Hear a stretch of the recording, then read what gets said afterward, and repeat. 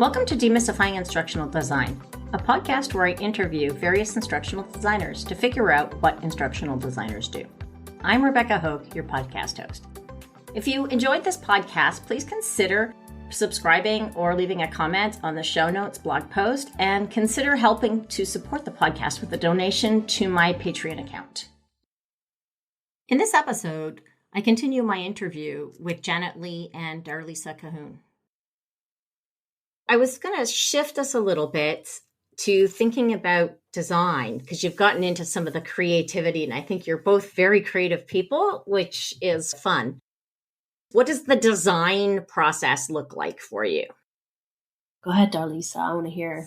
It certainly varies. It does certainly always depends on if we have an idea of, it's usually 5 ideas of what we might decide that we need to create for a certain work group, whether it could be a job aid even, or an informational video, or is it a full-blown class, or whatever it is. And so also, and maybe really what that means is, how big is the team that's going to be working on this? ADDIE is always, it's great. It's the basics. And I really think I got really excited about, I think when I was first learning about instructional design, about SAM, Successive Approximation Method. And it was at a time, I think I started learning about instructional design at the time that it was a big hot topic in every conference I went to, that there were like ADDIE followers, and then there were SAM followers, and then Michael Allen. He wrote the book called Leaving ADDIE for SAM, and it was a hot topic in all of the instructional design circles. But I really think that all SAM really is using ADDIE in a little bit different way, just not in a waterfall process. But I always like that successive approximation idea of getting the team together, whoever they are to begin with. And maybe it's just me. I'm the team. I get myself together. And then having that sort of kickoff where you want to talk about all these things and uncover any problems that you have, and then figure out how to go forward. And also that is getting everybody on board in the same, and getting everybody going in the same direction. Pointed in the same direction is a big deal. When I think about that design element, and I like SAM as well, but if we focus on design in higher ed as an instructional designer in a college, many times it is just you. You do all the planning, you gather all the things, you do all your accessibility checks, you organize, you build the template, you decide how you're going to work with the SME, you decide your timeline. Sometimes you can't, but usually the timeline is really extended, which actually it frustrated me to no end in my role at the college, just because it was like this never ending, we're never going to finish this course. Maybe it'll be like next year. It was a hard thing for me. But basically, I had to convince them that it worked, and then help people to be concise with their directions and clear. It was all on me. So designing everything was a huge task, and it felt very overwhelming. So in order to get through that, and all colleges are different. Some people have huge teams that they work with, and some people do one piece and then the other group picks that up. But I was at a college where it was just very bare bones. And I had to learn right there on my feet and be creative and try and make things work and get it done as well. So that's what design looks like. But when I was like typing this up, and it's funny, I won't lie to you, I had to look up ADDIE and find out again what all the pieces mean, because I'm just doing it all the time and I never think about the pieces of ADDIE. But I wrote alignment is invisible, and I put it in gray because it is. People do not want to design. I've had 2-hour-long conversations about how it needs to align to the objectives, and the objectives need to be measurable. And what does that mean? And just getting that down is a big deal. And if you're a new designer, you have to have some serious guts to have these conversations with people, because you're talking to like physicists and people who are super duper amazingly way smarter than me. And you have to say to them, look, I'm not the subject matter expert. That's you. You have that. You're here for that reason. Bring what you know. Bring your passion. And my job is to translate that so that your passion can be just as effective online as it is when I'm sitting here face to face with you.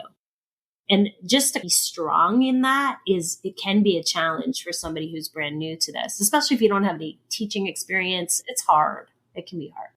Yeah, for sure. Yeah. And I think also, especially when it comes to virtual, any kind of virtual or self-paced or whatever you're trying to design, it can be so hard to just describe when you have an idea of how you might, we might be able to deliver this like this. And you realize this is going to be great for this learner population.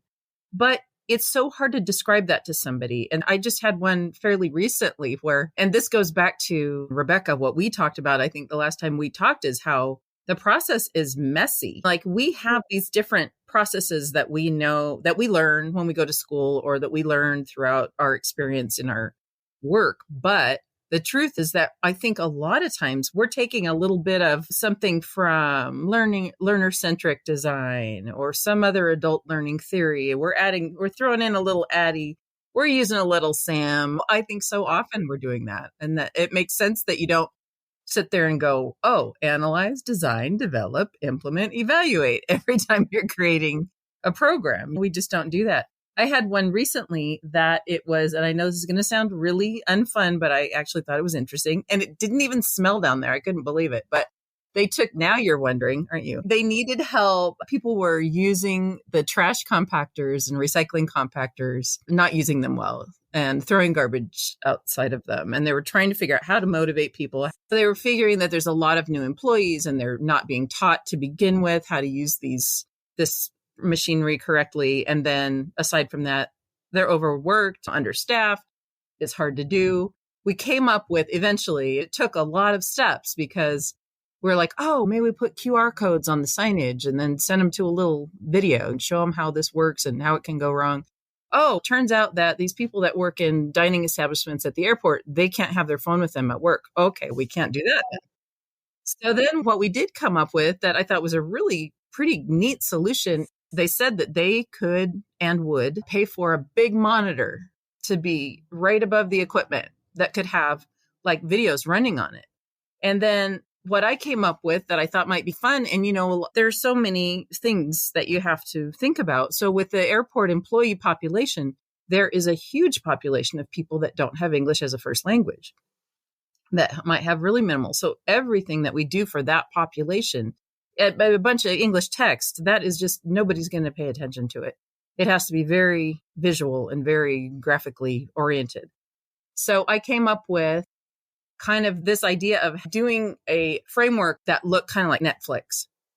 And I called it Trashflix and it's silly and stupid, but I think silly and stupid sometimes makes people pay attention. We use the color scheme, and I did it where like one of the main, like the biggest problem, that video would be playing all the time, but it's a touch screen and they could go through and click on the other types of things to have them. But it was really hard to describe that in a way that the guy could figure it out. So I mocked something up really quick, sent it out to him, and hopefully we are in the budget process trying to get the money to do that, to get that equipment to make that happen now. But I feel like that was a long way to answer your question about design. But I think that, what do you mean when you mocked something out? So tell us what you meant by that. Did you draw a storyboard, or did you describe, like, how did you do that for him so he could see it? Yeah. Okay. That is where I started. Thank you so much. No, I just want to know. Yeah, because sometimes a storyboard is good enough, but I find, and maybe it's the people that I work with, or maybe it's me. I don't know that I'm a terrible drawer, but I find like people don't even sometimes a storyboard, and you take a bunch of papers and show them like how they can navigate through this thing or whatever, and they still don't really get it. So what I did was I threw something into Articulate and threw some old videos that we had in the places where they needed. And I just built basically a slide and made it a little bit interactive, as little as possible, because I didn't want to spend a bunch of time doing it, obviously, but just made it look enough in something that it had a little bit of zhuzh to it. So he could see that this is something that, and I said, and these buttons will work with real content when we get there. But something that just went, and that is probably the trick, at least I find, is just going far enough that it fills those holes in their imagination that then they can imagine what you're talking about. Because you certainly don't want to develop a whole e-learning to just show somebody what you're talking about, then find out that you went the complete wrong direction. It's an interesting point that you bring up, because I had actually written down the question I wanted to ask is, what do you do from the perspective of design documentation? You're creating stuff, because I can tell you, I know exactly what you're talking about. Even when I worked as a tech writer, you send something out with not quite right and you say, don't worry about the grammar, just tell me if I'm technically right. And they come back with a whole bunch of suggestions to fix your grammar. Oh my God. I can totally relate to something. It's so frustrating. And so what kinds of things do you do for design documentation? No, it's good. So do you have a blueprint that you use, or what do you use in your place, in your context? And if you could, I'm sorry, if you could describe, do you mean documentation out to your subject matter experts, your approvers? Is that, you mean along the way or in the end? Along the way. For example, our students in the first class, they create an instructional design document that sort of steps through everything that in theory could be used to go to stakeholders. But of course, in reality, you run into exactly the problem that you described, the lack of imagination and the lack of ability to imagine the same thing.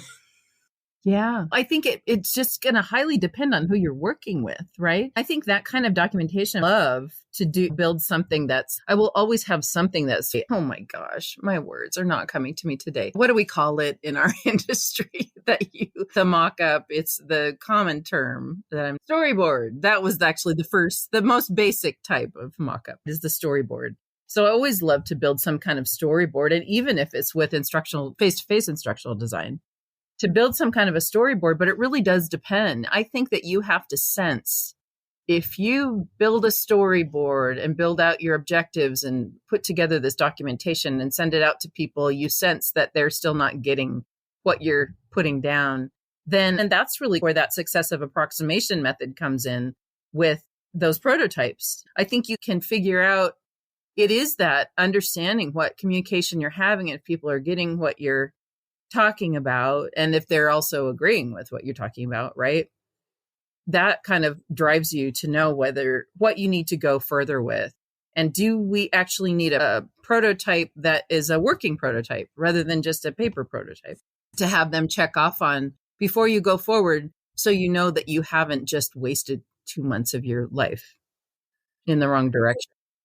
And so, Janet, what do you guys use as your checkpoints to make sure that everyone's on the same page? We do use smart sheets and go through step by step. What do we need to do for each milestone as we go forward? But it's really important that we'll write it out in a blueprint. We don't, like, when you talk about a storyboard, I always get mixed up with it, because to me, a video production storyboard is different from an instructional design storyboard. And we can get into that some other day. But really, we do the blueprint where we've got our objectives, we got information about the course, materials, assessments, and we work for that alignment. But we use those quality matters standards or a quality review rubric to make sure that the people reviewing what we've done are actually looking for things other than grammar. They're zeroing in on the quality of the course, on the content and not the grammar, and not things that are copy edit stuff, basically just to get people to hone in on what we want. And then we have people checking to make sure that whatever's being asked to be addressed is actually addressed in the end. Because sometimes when the reviewers come back with thoughts to us, we misunderstand what it is they think needs to be improved upon, or where the gaps exist, and we don't improve upon what they're saying to improve upon. So it's this back and forth all the time. So we're going from implement, we're developing, we're getting evaluations, and it's this constant process of evolving until we're ready to roll out the course. But that blueprint for us, it looks really a lot like just a 14,000 word document in the end, of words, which it's hard to visualize what it could be. We've also been talking about streamlining the video production process and actually including video production elements in the blueprints. So it's not like a separate thing where we're creating video, but we're actually incorporating the script development and purpose within the blueprint. So that's a new idea that I haven't seen anywhere else is happening in my world right now. You mentioned a term, smart sheets. Can you explain that? Yes. So smart sheets, I'm going to do this very poorly, but it's like an Excel sheet where all items are dependent on the others. So there's columns and we have different milestones. So we have somebody who we're brainstorming. We have a kickoff meeting and then we're brainstorming with the SPE. And then once you get past that first kickoff meeting, you go to the next column and you change it from 0% complete to 100% complete. And then it triggers the next line. So if let's say you just turned in your blueprint, it'll trigger the next line when you're done with it. And that person who's in charge of review will see that they've been triggered and then they can go in and do their work. That way, you're out of the document while they're in the document reviewing. And it goes forward like that. And if somebody misses a deadline, that column will turn red. And then you'll know, oh, this course is behind schedule and we're not going to meet our delivery dates. So we have to do something. So it really does alert you. And it's a nice little thing. It takes a lot of honing in. And sometimes by the end of a course development, it's, we wish we could do that again because we could have used all these different line elements to catch some mistakes that we found. But as time goes on, it just gets better and better. And that's that evaluation process. So not only are we evaluating what the course looks like, but also evaluating what we're evaluating. Does that make sense? You know what I love more than anything? I don't know if it would be curious to me to find out if you do this in your setting too, but I love it when I can grab some learners, and especially when it's some sort of like an experience, like a self-paced e-learning or something, or whatever kind of thing, or even a job aid or a video. I love to grab some learners from the population that we're actually wanting to consume it and have them take a look at it and have them write down their opinion. And hopefully they won't just say, I wish that slide was blue, or they didn't like the word on that one slide. But so you still have to direct them. But that's one of my favorite things because they uncover things that you might not have even thought about. And the subject matter expert wouldn't have thought about too. And it takes courage. It takes a lot of courage to ask those questions and to get an actual student to look at it and give you their true opinion. I've been lucky this summer. I've been working with a couple of prior students. So students that have graduated and they've been looking for experience. And so they've come to me. And so I've been working with them on my course development. And so I've been able to take things like activities and stuff like that, or say, I think this would be a perfect reading, and send it to this student and she can look at it and go, I don't understand this. Or here's the activity, I'm trying this and this. And so every time she hits a roadblock, I know it's something that I haven't documented well enough. And that has been amazingly helpful. I would recommend that for any college professor anytime you get a chance. Even like for me, it's prior students, but they haven't necessarily seen that content or the specific content that you're working with. And we call that over-the-shoulder rollout where I'm from. So we grab whoever's in the house and we bring them, we put them in front of the computer and I say, okay, do it.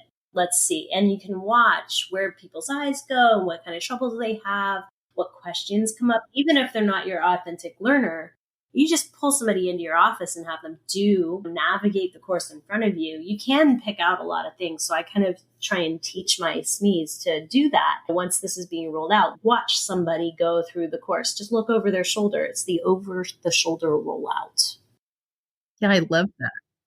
Yeah, that's interesting. I've never heard it explained that way because I'm aware of a speak aloud protocol where you have the learner or the person going through it. It's used in UI design a lot, where you have the person go through it, say everything they're thinking as they navigate through it. Nice. And that's super useful to see where you're going wrong. Oh my gosh. And that's so nice. And it's so much less taxing for the learner. I like that too, because you're not asking them to write all this stuff. You just turn on say, I'm going to record this. Is that okay? You could even be showing them I could send them a Teams meeting and have them go through an e-learning like that. And then I'm not asking them to do a bunch of writing. I love that, Rebecca. That is so cool.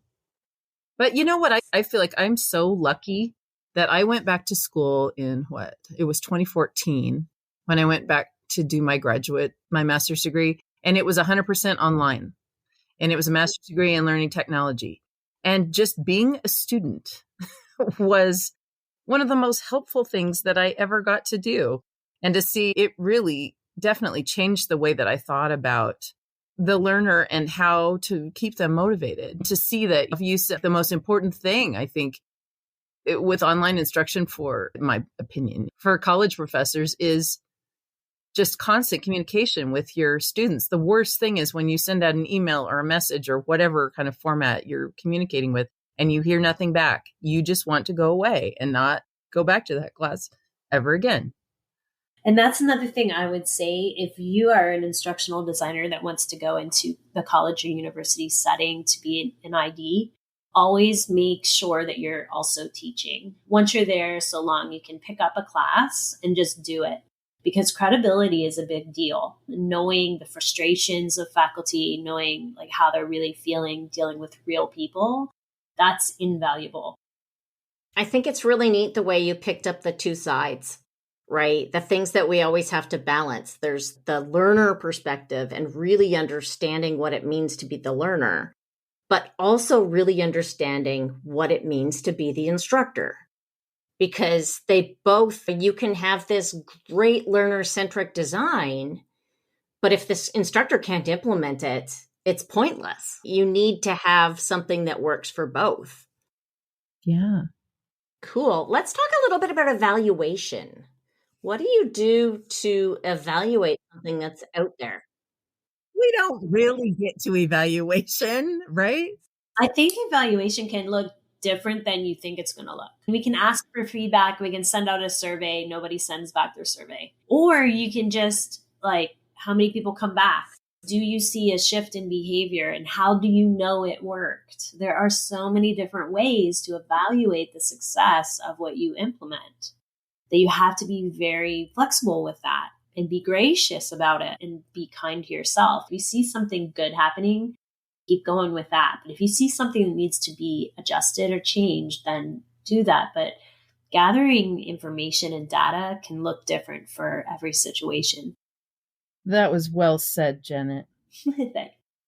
That's exactly what I was thinking too, is there are so many things that what you're evaluating just highly depends on who cares about it. So it is a little different when you're talking about college students, probably, that you need to evaluate their learning most heavily. I don't know. But yeah, it depends on if this is a topic that for our airport, if it's a topic that is something that shows up in the Seattle Times or something we're being sued about, that may really affect how we need to make sure that we're evaluating really closely that people's behavior has changed, or that we're really moving the needle on performance in a certain area. If it's improving our accessibility, our service to accessibility, or customer service in general, or if it's checkpoint wait times or whatever it is. So even aside from, certainly also we need to evaluate the learner's experience and whether they enjoyed the class, what they learned out of it.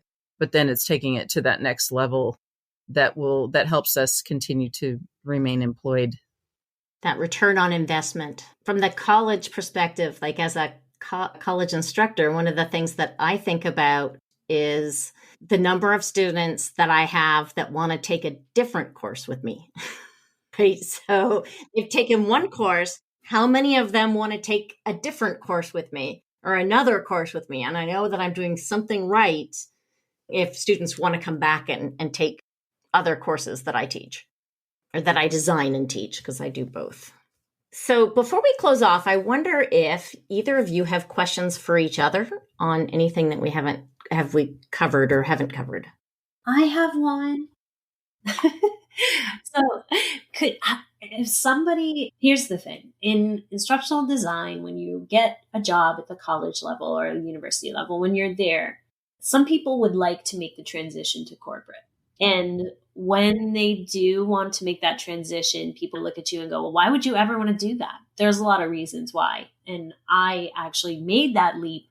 But I want to ask you, what's your advice for somebody, Darlesa, like that wants to leave higher ed and become an instructional designer for corporate? What should we do?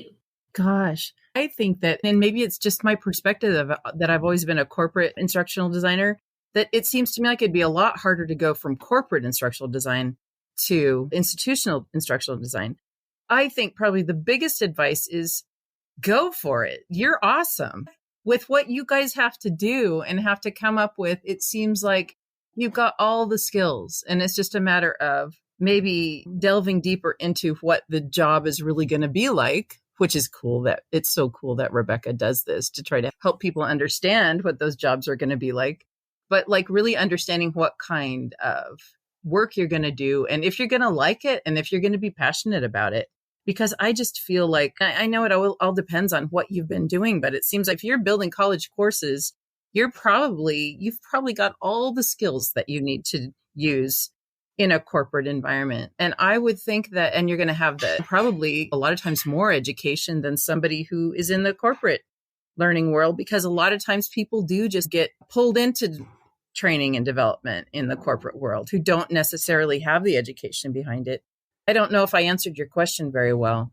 No, it's inspiring to hear you say that. And I think like one person really needed to hear that. And I wanted you to say it. So good. Thank you so much, because that. Yeah, it's funny though. I hear that. I have heard that a lot. Maybe it's like on LinkedIn or something. I see that people ask that question a lot. And I always think, gosh, no, just go for it. You've been when I remember my university experience too, going back to school, we probably had 50-50. We had 50% corporate type of trainer people, 50% people who were K through 12 or college level instructors that were trying to learn technology. And it was having that back and forth between the people that were in K through 12 and the people that were in corporate. It was awesome. I think we learned from each other. And maybe it's in K through 12, they were so creative in figuring out new, neat ways to motivate their students and get them engaged. And I think in corporate learning, sometimes one of our biggest skills is just pumping stuff out that needs to get done, which doesn't sound very fun, but it is something that certainly helps you as you go through your career. So we all bring different things to the table. I think one of the things that is different and yet the same is that in the corporate sector, you're looking at business priorities. So if we go back to that alignment question and look at that alignment, it's just instead of being program goals, being that key alignment piece, it's business priorities. Exactly. Yeah. So you've got to be able to look at that big picture. That's why I thought that was so cool that Janet said that, because I never even really thought about that kind of is along the same lines. It's certainly parallel. Cool. Is there anything else either of you want to say before I do the sort of close off? I want to say, you know what? You picked a great career because you can be anything. You can really make your life what you always imagined it to be. You don't have to just have one full-time job. You can have all sorts of different contracts happening and different things that make you feel inspired.